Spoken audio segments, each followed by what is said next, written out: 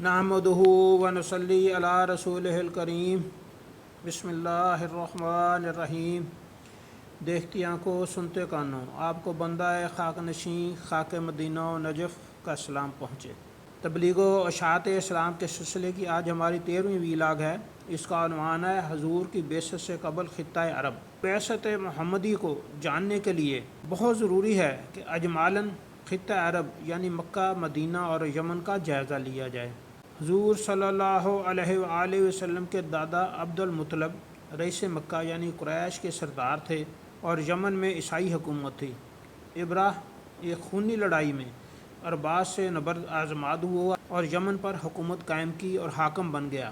شاہ حبشہ کو جب اپنے امیر اریات کی شکست کا علم ہوا تو اس نے اپنے امیر کا بدلہ لینے کی ٹھانی اور ابراہ نے اپنے سر کے بال اور یمن کی مٹی شاہ حبشہ کو ارسال کی اور اس طرح حبشہ کی حبشی سلطنت کا مطیع فرما بردار ٹھہرا۔ ابراہ کا ہاتھیوں کے ہمراہ تخریب کعبہ کا عزم۔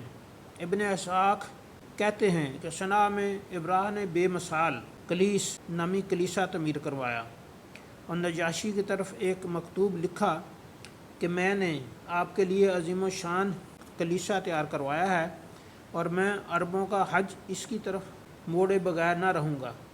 امام سہیلی لکھتے ہیں کہ جو شخص طلوع آفتاب تک اس پر کام کے لیے حاضر نہ ہوتا اس کے ہاتھ کاٹ دیے جاتے۔ کلیسا کی عمارت کا اکثر سامان اور خادم بلقیس کے محل سے منگوائے گئے تھے۔ ابراہ کی ہلاکت کے بعد جو شخص اس سے سامان وغیرہ اٹھاتا جنات اس پر حملہ کر دیتے تھے۔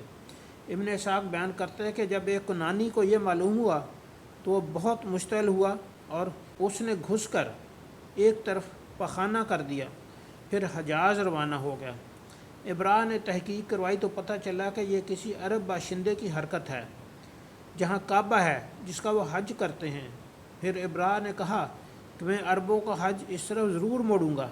پھر اس نے 571 عیسوی میں اعلان جنگ کیا اور 60,000 کا لشکر جرار 11 ہاتھیوں کے ساتھ مکہ کی طرف روانہ ہوا۔ ذوالفر اور نفیل کا مزاحم ہونا۔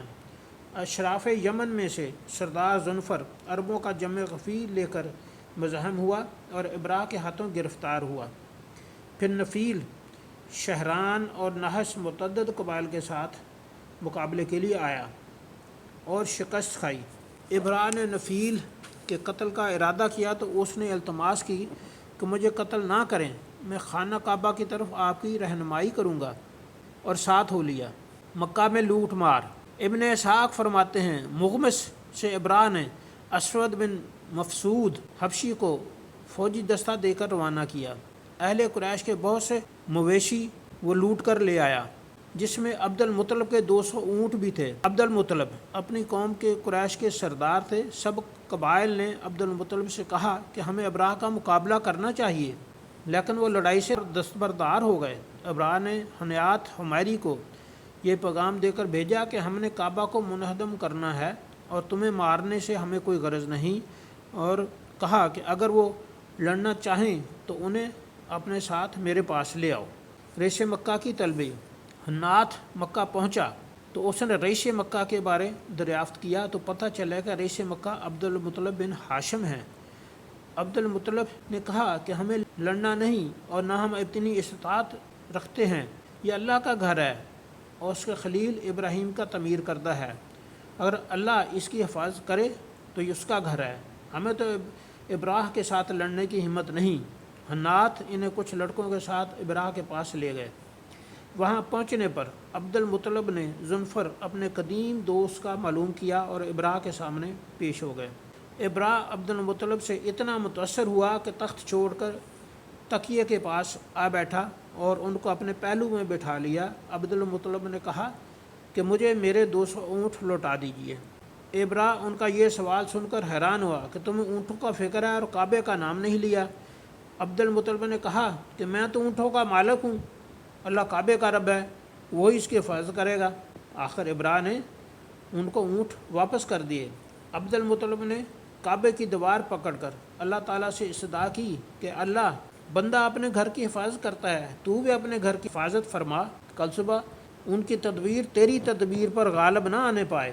ابراہ کے لشکر پر پرندوں کا عذاب۔ دوسری صبح عبد المطلب اپنے ساتھیوں اور اہل خانہ کو لے کر پہاڑ پر چلے گئے، اور دوسری صبح ابراہ مکہ پر حملہ کرنے کے لیے تیار ہوا۔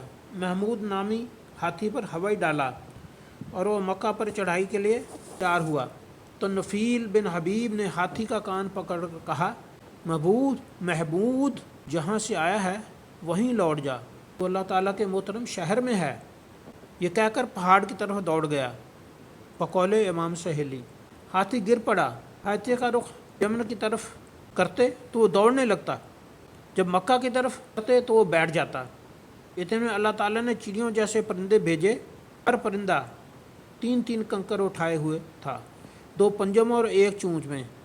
کنکر جس پر گرتا وہ ہلاک ہو جاتا، اور بھگدڑ مچ گئی، اور وہ نفیل جو کہ راستے سے واقف تھا اس کو تلاش کرنے لگے۔ ابراہ شدید زخمی ہوا، حبشی اس کو اٹھا کر لے جانے کی کوشش کرتے اور اس کے ٹکڑے زمین پر گرتے اور ان میں سے خون بہنے لگتا۔ صنعا پہنچنے پر بے بالوں پر چیڑی کے بوٹ کی مانند تھا۔ ابراہ کے لشکر کا کلام پاک میں بھی ذکر ہے، اور یہ سورہ فیل میں ہے۔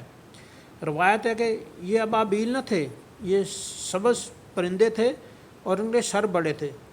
جس پر پتھر گرتا اس کا پخانہ دوبر سے نکل جاتا۔ آپ کی ولادت بآسادت اسی سال 20 اپریل 571 عیسوی بروز پیر ہوئی۔ فتح مکہ سے قبل یہاں شرک اور بت پرستی کا دور تھا، اور عمرو بن لہی نے خطہ عرب میں دین ابراہیم میں بے پناہ تبدیلیاں کیں اور جگہ جگہ بت رکھوا دیے، یہاں تک کہ کعبۃ اللہ بتوں سے بھرا پڑا تھا۔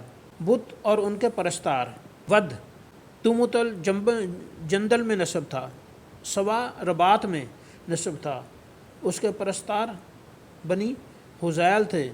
یغوث بت مقام جرش میں نسب تھا، اور تی قبیلہ یعنی حاتم تائی کا قبیلہ اس کے پرستار تھے۔ سعد سخرا بنی ملکان کا بت تھا۔ حبل یہ قریش کا بت تھا اور خانہ کعبہ میں نسب تھا، آب زمزم کے اوپر۔ ابن اسحاق فرماتے ہیں اصاف اور نائلہ 2 بت آب زمزم کے قریب نسب تھے۔ حضرت عائشہ سے مروی ہے کہ ہم سنتے آئے ہیں کہ اصاف اور نائلہ جرہم قبیلے میں سے تھے، انہوں نے کعبہ میں بدکاری کی تو اللہ نے انہیں مسخ کر دیا۔ واقعی بیان کرتے ہیں کہ فتح مکہ کے موقع پر رسول خدا کے حکم پر نالہ بت کو توڑا گیا، تو اس میں سے سیاہ فام سفید بالوں والا بھوت نکلا جو اپنے چہرے کو نوچ رہا تھا اور وویلا کر رہا تھا۔ یہ ولادت نبی و آخر زماں کے سلسلے کی پہلی ویڈیو ہے۔ ولادت بآسادت کے بعد کے واقعات کا احاطہ دوسری ویڈیو میں انشاءاللہ العزیز کریں گے۔ آج کے لیے اتنا ہی۔ اللہ نگہبان۔